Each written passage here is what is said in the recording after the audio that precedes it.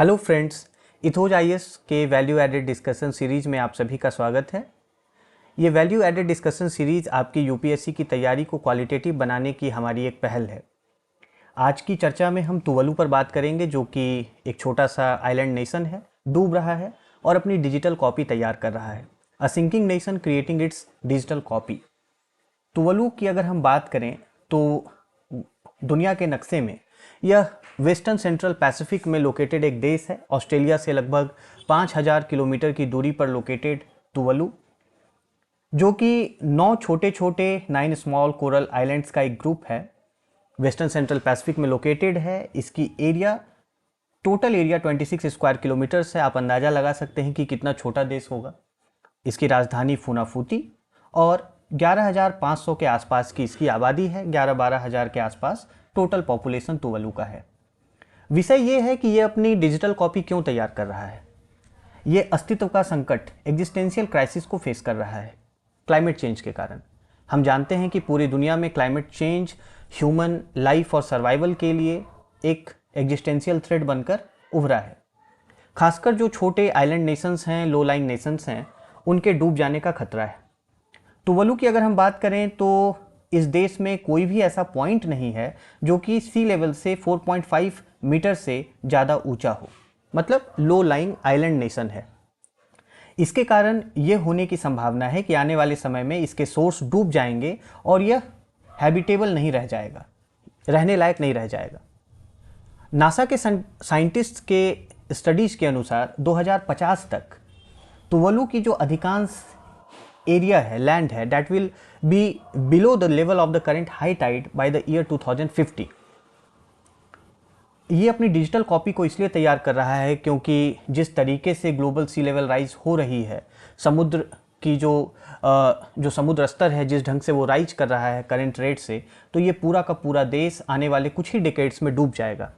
और international laws की अगर हम बात करें तो सॉवरेन नेशन स्टेट होने के लिए, नेशनहुड के लिए दो चीज़ें बहुत एसेंशियल हैं। पहली चीज़ तो ये कि एक क्लियरली डिफाइंड टेरिटरी होनी चाहिए और दूसरा कि एक परमानेंट पॉपुलेशन होना चाहिए।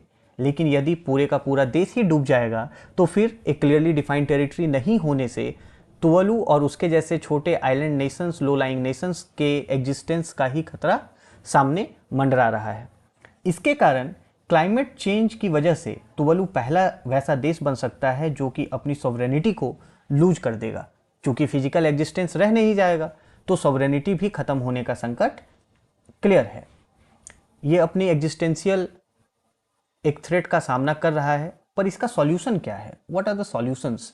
अगर हम कुछ प्रैक्टिकल सॉल्यूशंस की बात करें, जो कोस्टल एरियाज हैं उसके इरोजन को प्रिवेंट करने के लिए या उसके सबमर्जेंस को प्रिवेंट करने के लिए ये सॉल्यूशंस अपनाए जाते हैं। जैसे सी वॉल्स बनाया जाता है, तो क्या तुवालू को भी सी वॉल्स बना के अपने एग्जिस्टेंस को प्रोटेक्ट करने का प्रयास करना चाहिए?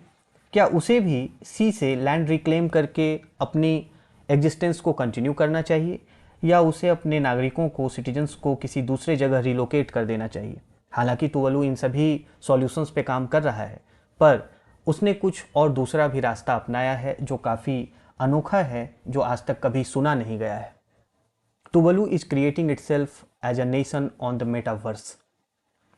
चूँकि जब पूरा तुवालू डूब जाएगा आने वाले समय में, तो इसके मैरीटाइम बाउंड्रीज भी समाप्त हो जाएंगे, इंटरनेशनल वोटिंग राइट्स इसकी नहीं रह जाएगी, अंतर्राष्ट्रीय ऑर्गेनाइजेशंस में ये वोट करने का अधिकार इसका समाप्त हो जाएगा क्योंकि स्टेटहुड ही चला जाएगा और वर्ल्ड स्टेज पे ये अपनी आवाज़ को भी खो देगा। इसीलिए तुवालू की सरकार क्या कर रही है कि अपने नेशंस बाउंड्रीज को सिक्योर करने के लिए अपनी डिजिटल कॉपी तैयार कर रही है मेटावर्स पर। इस तरीके से तुवालू पूरी दुनिया में पहला देश बन जाएगा जो कि एक डिजिटल नेशन होगा, जिसका फिजिकल एग्जिस्टेंस तो नहीं होगा पर वह वर्चुअल स्पेस में एक देश के रूप में कंटिन्यू करेगा। ऐसा प्रयास तुवालू का है। वो अपने पूरे देश की एक हूबहू digital copy, virtual copy metaverse पे बनाना चाहता है। फिजिकल वर्ल्ड में यह देश नहीं होगा लेकिन मेटावर्स में यह एग्जिस्ट करेगा। ये प्रयास तुवालू का है अपनी आइडेंटिटी, अपने नेशनहुड, अपने सॉवरेनिटी को प्रिजर्व, प्रोटेक्ट करने के लिए ये तुवालू का एक प्रयास है। जिस तरीके से आप कोई भी फाइल अपलोड करते हैं इंटरनेट पर, क्लाउड पर, उसी तरीके से मेटावर्स में तुवलू की पूरी स्कैन्ड कॉपी जो कि लिडार टेक्निक के द्वारा स्कैन की गई है, उसके पूरे लैंडमार्क्स, लोग, ट्रीज, हर कुछ को स्कैन करके मेटावर्स पे अपलोड किया जाएगा, पूरे आइलैंड के एक एक डिटेल को, और वह मेटावर्स पर एग्जिस्ट करेगा। वो फिजिकल वर्ल्ड में एग्जिस्ट नहीं करेगा, पर कहाँ एग्जिस्ट करेगा? एक वर्चुअल स्पेस में, मेटावर्स में। वहाँ के लोग वहाँ एग्जिस्ट करेंगे, भले ही वो फिजिकल वर्ल्ड में एग्जिस्ट ना करें। वहाँ की सरकार मेटावर्स से काम करेगी और वहाँ के नागरिक या और किसी भी दूसरे देश के नागरिक तुवलू के साथ मेटावर्स पर इंटरैक्ट कर सकते हैं। बहुत ही अनोखी बात है ना कि देश दुनिया के नक्शे में कहीं नहीं होगा, पर वह वर्चुअल स्पेस में, मेटावर्स में एक इंडिपेंडेंट स्टेट, एक नेशन स्टेट की तरह अपने अस्तित्व को बनाए रख पाएगा। अब ये डिजिटल तुवलू क्यों इस तरीके से प्रयास किया जा रहा है वहाँ की सरकार के द्वारा? अब चूंकि अभी हमने पढ़ा कि 2050 तक जो वहाँ के अधिकांश क्षेत्र हैं वह सबमर्ज हो जाएंगे, डूब जाएंगे, यानी उसका फिजिकल एग्जिस्टेंस खत्म हो जाएगा। तो एक डिजिटल तुवलू बनाकर वर्चुअल स्पेस में, मेटावर्स में तुवलू की एक डिजिटल कॉपी हूबहू बनाकर वहाँ की गवर्नमेंट अपने आइडेंटिटी को प्रिजर्व करने का प्रयास कर रही है, अपने एग्जिस्टेंस को प्रोटेक्ट करने का प्रयास कर रही है, और सबसे बड़ी बात कि अपने स्टेटहुड को कंटिन्यू करने का प्रयास कर रही है। जैसा हम जानते हैं कि इंटरनेशनल लॉ में सॉवरेन स्टेट होने के लिए दो चीज़ें एसेंशियल हैं। अभी हमने उस पर बात की कि एक क्लियरली डिफाइंड टेरिटरी होना चाहिए और एक परमानेंट पॉपुलेशन होना चाहिए। जब फिजिकल एग्जिस्टेंस ही नहीं रहेगा, पूरा का पूरा देश जब समुद्र में डूब जाएगा तो उसके एग्जिस्टेंस को थ्रेट है। जब एग्जिस्टेंस ही नहीं होगा तो स्टेटहुड कैसे होगा? तो तुवलू ये प्रयास कर रहा है कि अपने फिजिकल एग्जिस्टेंस के खत्म हो जाने के बाद भी अपने वर्चुअल एग्जिस्टेंस को बनाए रख अपनी सॉवरेनिटी को प्रोटेक्ट करे, अपने स्टेटहुड को प्रोटेक्ट करे। किस तरीके से? तो अपने सब कुछ को वह वर्चुअल स्पेस पे बैकअप करना चाहता है। जैसे आपकी कोई डिवाइस, अगर उसमें कोई खराबी आ जाती है तो आप क्या करते हैं? उस डिवाइस के इंपॉर्टेंट फाइल्स को या सभी फाइल्स को किसी दूसरी डिवाइस में बैकअप करते हैं। ठीक उसी तरीके से, कितना सरप्राइजिंग ये सुनने में लग सकता है कि एक पूरा का पूरा देश अपने आप को एक फिजिकल फॉर्म से वर्चुअल फॉर्म में शिफ्ट करना चाह रहा है, अपने सब कुछ को बैकअप करके, अपने घरों को, अपनी ज़मीन को, अपने बीचेस को, अपने पेड़ पौधों को, सभी को वो मेटावर्स में कॉपी करके अपना एक डिजिटल ट्विन डेवलप करेगा। ये जो वर्चुअल रेप्लिका होगी, ये न केवल तुवलू के ब्यूटी और कल्चर को प्रिजर्व करेगी, बल्कि वहाँ के 11,000 से ज़्यादा नागरिकों के लीगल राइट्स को प्रोटेक्ट करेगी, आने वाले पीढ़ियों के अपने पहचान को, उनके अस्तित्व को और उनके इतिहास को संजोएगी। डिजिटल तुवलू की अगर हम बात करें तो इस इनिशिएटिव की सबसे पहले अनाउंसमेंट 2022 में वहाँ के विदेश मंत्री मिस्टर सिमोन कॉफे के द्वारा की गई थी, COP27 कॉन्फ्रेंस ऑफ पार्टीज 27, जो कि उस साल शर्म अल शेख इजिप्ट में आयोजित की गई थी। तो एक वीडियो स्पीच के द्वारा उन्होंने इस चीज़ को अनाउंस किया था। आप जो फोटो में ये देख रहे हैं, ये बहुत ही एक लैंडमार्क स्पीच था, एक वीडियो स्पीच था मिस्टर साइमन कॉफे के द्वारा, जो उन्होंने COP26 में, COP26 जो कि ग्लासगो में आयोजित हुआ था, COP26 में UN कॉन्फ्रेंस ऑफ पार्टीज में वीडियो स्पीच के द्वारा संबोधित किया था। कहाँ खड़े हैं? बीच समुद्र में खड़े हैं। He is in knee deep water, उनके घुटने समुद्र के पानी में डूबे हुए हैं और वो वहाँ से पूरी दुनिया को संबोधित कर रहे हैं। एड्रेस करके क्या कह रहे हैं? वी आर सिंकिंग, हम डूब रहे हैं। तो इस डिजिटल तुवलू के अंतर्गत वो अपने लैंड को डिजिटली रिक्रिएट करेंगे, अपनी हिस्ट्री और कल्चर को आर्काइव करेंगे, और साथ ही साथ कंप्लीट जो गवर्नमेंट फंक्शंस हैं उसको एक डिजिटल स्पेस पे मूव कर देंगे। यानी कि एक फिजिकल तुवलू एग्जिस्टेंस में नहीं रहेगा, लेकिन वर्चुअल स्पेस में तुवलू और वहाँ की सरकार, वहाँ के नागरिक ठीक उसी तरीके से काम करते रहेंगे जैसे वो एक फिजिकल एग्जिस्टेंस में काम कर रहे थे। और इस पहल के लिए, प्रोजेक्ट के लिए वहाँ की सरकार ने वहाँ के नागरिकों को भी इनवाइट किया है, सिटीजन्स को, ताकि वो अपने मोस्ट वैल्यूड पोजीशंस और मेमोरीज को शेयर करें, सबमिट करें, ताकि उनकी भी कॉपी को उस डिजिटल कॉपी में, उस वर्चुअल रेप्लिका में शामिल करके वहाँ के पूरे कल्चर को, वहाँ की पूरी आइडेंटिटी को प्रिजर्व किया जा सके। उनके जो सेंटिमेंटल आइटम्स हैं, दादी नानी की कहानियाँ हैं, ग्रैंडफादर्स स्टोरीज हैं, फेस्टिवल्स हैं, डांस है, तो यानी पूरे का पूरा देश उसका एक हूबहू वर्चुअल कॉपी मेटावर्स पर तैयार करने का प्रयास यहाँ पे किया जा रहा है। अब इस पूरे प्रोजेक्ट के प्रैक्टिकल एलिमेंट्स क्या हैं? हासिल क्या होगा तुवलू को ये पूरा इतना बड़ा एक्सरसाइज करने के लिए? अब जैसे हमने बात की कि उनका स्टेटहुड खतरे में है, उनका एग्जिस्टेंस खतरे में है, तो इस प्रोजेक्ट के द्वारा वो एक नए मॉडल ऑफ स्टेटहुड को अचीव करना चाहते हैं। अभी चूंकि इंटरनेशनल लॉ में फिजिकल बाउंड्रीज चाहिए और पॉपुलेशन चाहिए, जब ये चीज़ें होती हैं तभी स्टेटहुड का रिकग्निशन मिलता है। लेकिन यहाँ पर तो वर्चुअल एग्जिस्टेंस होगा, तो ये एक नए तरीके का स्टेटहुड होगा, a new model of statehood. और इस चीज़ को इंट्रोड्यूस करने के लिए तुवलु ने अपने कॉन्स्टिट्यूशन में स्टेटहुड की एक नई परिभाषा दी है, न्यू डेफिनेशन ऑफ स्टेटहुड, जिसको और धीरे धीरे कई देशों के द्वारा भी रिकग्निशन मिल रहा है।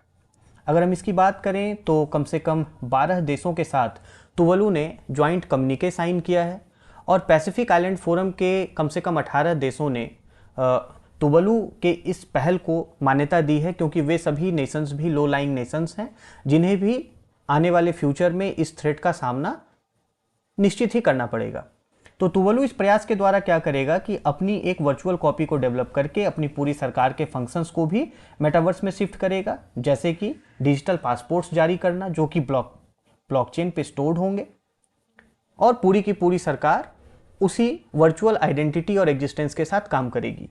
चाहे चुनाव करवाना हो या रेफरेंडम्स करवाने हो, बर्थ, डेथ या मैरिज का रजिस्ट्रेशन हो, जो सरकार के नॉर्मल फंक्शंस हैं वो सभी उसी वर्चुअल स्पेस से किए जाएंगे। जो वर्चुअल कॉपी होगी तुवलु की, और वहाँ की सरकार इन सभी नॉर्मल फंक्शंस को ठीक वैसे ही कंडक्ट करेगी जैसे वो फिजिकल एग्जिस्टेंस के समय कर रही थी।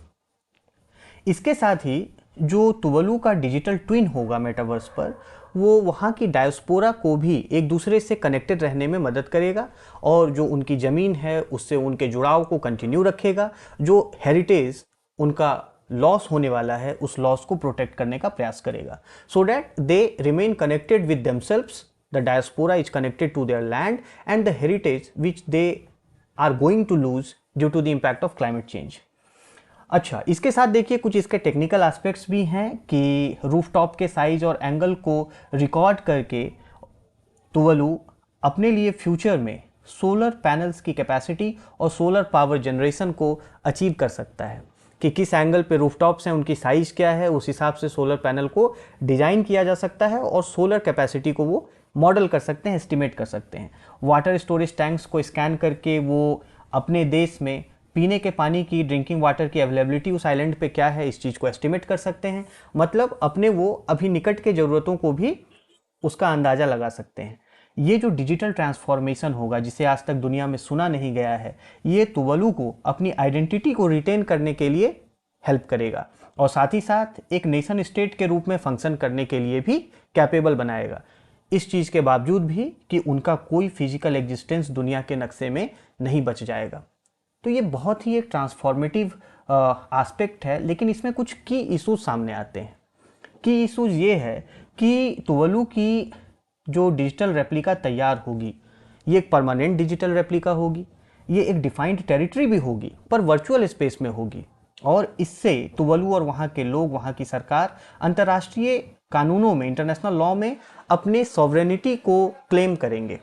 तो क्या वर्चुअल एग्जिस्टेंस के बेसिस पर सॉवरेनिटी को क्लेम किया जा सकेगा? ये पहला इशू है। क्या वर्चुअल स्टेट अपने स्टेटहुड को क्लेम कर सकता है? ये पहला इशू है।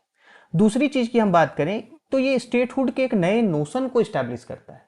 हम जानते हैं कि ये दुनिया में अपने तरह का ये पहला पहल है, first of its kind in the world, जो कि स्टेट इन परपेचुइटी को इस्टेब्लिश करने का प्रयास कर रहा है। स्टेट का जो कंसेप्ट है, अर्लीस्ट एंशियंट ग्रीक टाइम से लेकर जो इंडियन थिंकर्स का आइडिया स्टेट को लेकर हो, ग्रीक थिंकर्स का आइडिया स्टेट को लेकर हो, अगर हम आज तक बात करें तो स्टेट इन परपेचुइटी का कंसेप्ट नहीं होता है। स्टेट हमेशा एक डायनामिक आइडिया है, क्योंकि किसी भी देश की टेरिटरी चेंज होती रहती है, वहाँ की पॉपुलेशन भी चेंज होती रहती है। पर ये जो वर्चुअल स्पेस में एक नया एक उसका डिजिटल ट्विन बनेगा, वो तो स्टेट इन परपेचुइटी होगा, हमेशा हमेशा के लिए। ठीक है, क्लाइमेट चेंज के प्रभावों से और फिजिकल टेरिटरी के लॉस के दूसरे कारणों से इतर हट के। तो इस तरीके का जो न्यू नेशन ऑफ स्टेटहुड है, इसको समझने के लिए एक नए पैराडाइम की, फ्रेमवर्क की ज़रूरत पड़ेगी और इसके पॉलिटिकल सोशल कंसिक्वेंसेस भी सामने आएंगे। अच्छा, दूसरी चीज़ ये है कि जो तुवलु अपनी परमानेंट सॉवरेनिटी को क्लेम कर रहा है, तो उसकी परमानेंट सॉवरेनिटी को कितने देश या कितने अंतर्राष्ट्रीय संगठन, इंटरनेशनल ऑर्गेनाइजेशंस एक्नॉलेज करेंगे? क्या सभी मानने के लिए तैयार हैं? अभी जैसे हमने बात की कि 12 ऐसे देश हैं, 12 ऐसे कंट्रीज हैं जिसके साथ कि तुवालू ने ज्वाइंट कम्युनिके साइन किया है। पैसिफिक आइलैंड फोरम के कुछ देशों के साथ 18 कंट्रीज के साथ उसने साइन किया है। तो क्या पूरे इंटरनेशनल कम्युनिटी तुवालू के इस परमानेंट सॉवरेनिटी को एक्नॉलेज करने के लिए तैयार है? क्या ये एक जो नया नोशन ऑफ स्टेटहुड है, स्टेट इन परपेचुइटी, क्या इसको एक्नॉलेज करने के लिए इंटरनेशनल कम्युनिटी रेडी है? These are some of the issues which must be looked into. अच्छा, दूसरी चीज ये है कि ऑगमेंटेड और वर्चुअल रियलिटी का इस्तेमाल करके क्या अपनी संस्कृति को और एक देश के रूप में अपने एग्जिस्टेंस को कंटिन्यू किया जा सकता है? So these are some of the important issues which you must think upon. आप यूपीएससी की तैयारी कर रहे हैं तो आपको केवल जो कन्वेंशनल स्टैटिक और करेंट अफेयर्स है उससे हट के भी कंसेप्चुअल इशूज के बारे में भी, और जो फ्यूचर में आने वाली समस्याएं हैं, प्रॉब्लम्स हैं, चैलेंजेस हैं ह्यूमैनिटी के सामने। India, we also know that it has a long coastline, तो आने वाले समय में हमारे भी जो कोस्टल एरियाज हैं उनके सामने ऐसा ही कुछ संकट, एग्जिस्टेंशियल थ्रेट सामने आ सकता है। तो वैसी परिस्थिति में हम क्या करेंगे? इन मुद्दों को कैसे हम सॉल्व करेंगे? अब इस पूरे प्रोजेक्ट को लेकर जो क्रिटिक्स हैं वो क्या कहते हैं?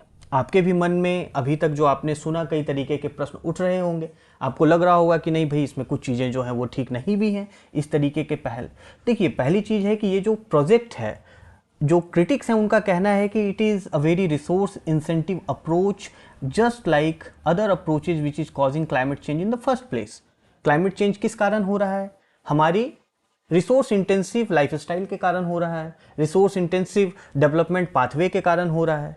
तो ये जो प्रोजेक्ट है, डिजिटल मैपिंग का प्रयास किया जा रहा है, उसमें भी एनर्जी कंजम्पशन लगेगा। उस पूरे डेटा को हम कहाँ पे स्टोर करेंगे, उस सर्वर को मेंटेन करने में जो एनर्जी लगेगी। So it is an energy intensive, resource intensive exercise, and it is following the same approach which is causing climate change in the first place. पहली तो ये इसमें एक इंपॉर्टेंट क्रिटिसिज्म है। दूसरी चीज ये है कि तुवालू के गवर्नमेंट में भी कई लोगों को इस डिजिटल नेशन प्रोजेक्ट को लेकर उनकी अपनी आशंकाएं हैं। They are sceptical to the practicality और the success of this particular project. दूसरी चीज है कि कुछ लोग इसे एक पीआर एक्सरसाइज, एक पब्लिक रिलेशंस एक्सरसाइज मान रहे हैं, जिसका केवल उद्देश्य इंटरनेशनल अटेंशन को गेन करना है और फंड्स अट्रैक्ट करना है और रिचर नेशंस को परसुएड करना है ताकि वो अपने एमिशंस को कम कर सकें। ठीक है, तो इसका जो उद्देश्य है वो मेनली डिप्लोमेटिक प्रेशर को अप्लाई करना है, ऐसा क्रिटिक्स का कहना है। एक और इंपॉर्टेंट बात इसमें सामने आती है कि पूरे का पूरा देश जब उसकी डिजिटल कॉपी वर्चुअल वर्ल्ड में होगी, पूरा डेटा वर्चुअल वर्ल्ड में होगा, तो इस डेटा को ओन कौन करेगा और कंट्रोल कौन करेगा? हम जानते हैं कि अभी के टाइम पे जब पूरी दुनिया इंटरनेट के माध्यम से जुड़ी हुई है तो साइबर स्पेस में कई तरीके के थ्रेट्स हैं, पर्सनल डेटा को लेकर, कलेक्टिव डेटा को लेकर, ग्रुप डेटा को लेकर। तो इस पूरे देश की जो डेटा रेप्लिकेट की जाएगी मेटावर्स में, उसको कौन ओन करेगा, कौन कंट्रोल करेगा, इसको लेकर कंसर्न है। और ये एक बहुत ही डिफिकल्ट और टाइम कंज्यूमिंग एक्सरसाइज होगा, जहां पर कि आप पूरे देश के एक एक डिटेल को, सड़कों को, घरों को, लोग को, पेड़ पौधों को, जानवरों को, हर कुछ को आप एक डिजिटल कॉपी बनाकर मेटावर्स में शिफ्ट करेंगे। तो बहुत ही डिफिकल्ट, टेक्नोलॉजिकली चैलेंजिंग और टाइम कंज्यूमिंग एंडीवर होगा। और वैसी स्थिति में जहां पर कि आइलैंड्स खुद ही क्लाइमेट चेंज के कारण कांस्टेंट फ्लक्स में हैं, आइलैंड्स तो खुद भी कांस्टेंट फ्लक्स में हैं, शोर लाइन्स जो हैं पीछे जा रही हैं, है ना, and the sea is claiming more and more from the low-lying nations. So these are the criticisms of the project which is being initiated by the government of Tuvalu. अब आप देखिए कि ये कितने सारे मुद्दों को एक टॉपिक अपने साथ लेकर आता है। यूपीएससी की तैयारी में आपको इसी तरीके से एनालिटिकल अप्रोच अपनाते हुए वैल्यू एडेड तैयारी करनी है। कन्वेंशनल तैयारी करेंट या स्टैटिक में वो सफिशिएंट नहीं हो सकती है आने वाले समय में। तो इस तरीके के मुद्दों को लेकर हम आपके सामने और आते रहेंगे, आपसे जुड़ते रहेंगे। आज का ये डिस्कशन आपको कैसा लगा? Please provide your feedback in the comments. आप अपने जो सुझाव हैं या आपके अपने जो ओपिनियन हैं, थॉट्स हैं, आइडियाज़ हैं आज की इस टॉपिक को लेकर, इस डिस्कशन को लेकर, प्लीज़ आप कमेंट में उसे मेंशन करें so that we can have and the other audience can have a meaningful discussion on this topic. Thank you so much for being with us in this video. Thanks a lot.